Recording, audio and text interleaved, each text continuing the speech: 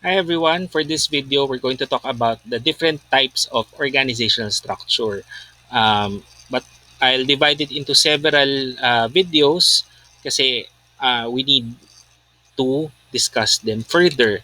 Okay, first we have the functional organization type.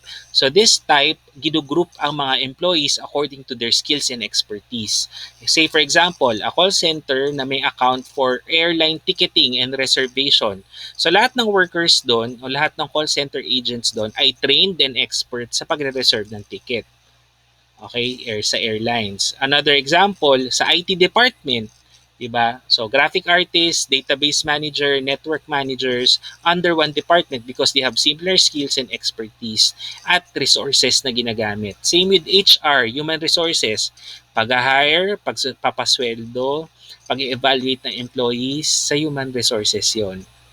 Advantages, okay? Because merong same language at same context, mas nagkakaintindihan at mas nakakapag-communicate sila. Lahat no nag-work doon. Okay? And because there's a clear language and context, there's a clear-cut chain of command. So alam nila whom to report to, sinong sasabihan nila at kanino manggagaling yung utos. There's enhanced coordination within the same department. And alam nila kung sino accountable. Pag pangit ang drawing, kay graphic artist. Pag nagka-problema sa internet, si network manager. Develops workers to be expert specialists kasi nga dahil tutok sila sa function, mas na-enhance yung specific task na yon. Dahil din doon, mas madali ang training at problem solving kasi nga merong focus or concentration. And this also leads to increased efficiency kasi nga yung equipment tsaka resources, sinishare nila pare-parehas lang. Hindi nila kailangan pumunta sa ibang department o bumili ng panibago.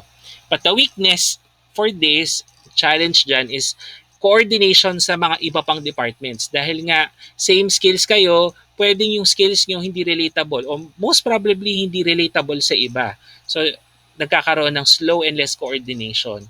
At dahil din doon, department heads might have limited decision making which may lead to misunderstanding among department heads.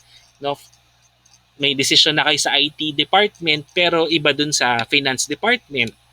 Okay? And there are also diverse concerns na hindi ma-bring up dahil kayo alam niyo sa department niyo yung problema pero hindi nako-consider minsan yung concerns ng ibang department. The next one is the product or service organization. So sa isang company or corporation, hinahati naman ang empleyado based sa product or services. Example, sa craft company, yung may gawa ng cheese whiz, di ba? So, pwedeng may department sa salad dressing, meron sa luncheon meat, meron sa macaroni and cheese, sa ketchup, tsaka sa barbecue sauce. Another, Jollibee Foods Corporation. May Jollibee, tapos may kapatid siya, Red Ribbon, Greenwich, Mang Inasal, at yung pinsan niyang si Chowking. So, based on products and services. Advantages, alam kung sino nagkakaproblema, kaya alam agad kung kaninong responsibility. Okay? Product concentration results to higher output. And then there's a stronger camaraderie for each product kasi same lang naman yung binibenta. Tapos may advantage din dahil nga may mga sister products na kalaban din nila. So, mas nag improve yung business. Merong healthy, supposed to be healthy competition. There's an autonomous decision making kasi my product can work on this decision but yours pwedeng hindi nag-a-apply sa iyo. So okay lang na magkaiba ng decision. And there's also faster reply on customer appeals kasi napipinpoint yung hamburger with cheese may problema. Okay tong chicken inasal. So alam kung kanino ipipinpoint yung apila ng mga customers. However, the weaknesses would be thinner resources distribution across product line. So, mas nagiging thin yung resources. So, imbis na malaki, nahati per product. Siyempre, may double effort kasi yung ginagawa ng isang division, gagawin din ng isa. So, mas magastos. Unlike kung merge sila. Clients and retailers have to coordinate to two or more kung binibenta nila yung product line divisions na magkaiba. Slow to identify adding, dropping, or changing products kasi magkakaiba ng department. And could be stifled on one focus. So, ang danger, baka matutukan lang yung isa at yung iba mapabayaan.